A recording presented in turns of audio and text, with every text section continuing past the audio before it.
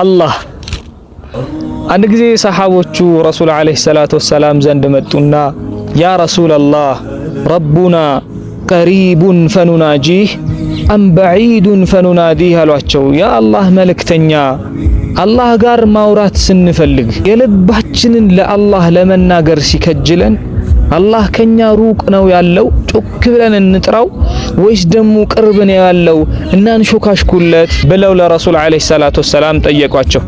فنزلت هذه الآية اللهم وداو من على وإذا سألك عبادي على الله يا الله انت هتنا تملكتو ሰዎቹ ስለኔ ሲጠይቁ አላለም እናንተ ስለኔ ስትጠይቁኝ አላለም وإذا سألك عبادي የኔ ባሮች ስለኔ ሲጠይቁ عني فإني قريب እኔ እጅግ በጣም ለናንተ ቅርብ ነኝ አለ አላህ Subhanahu Wa Ta'ala። ቅርብ ሆኜም አንድ ባሪያ በተጣራበት ሞመንት ላይ ያ ረብ ሲል ኡጂብ እቀበለዋለሁ አለ አላህ Subhanahu Wa Ta'ala። አላህን ጠርተው አቤት ካላቸው ወዶ ወደ ራሱ ካስጠጋቸው ባሮች አላህ ያድርገን።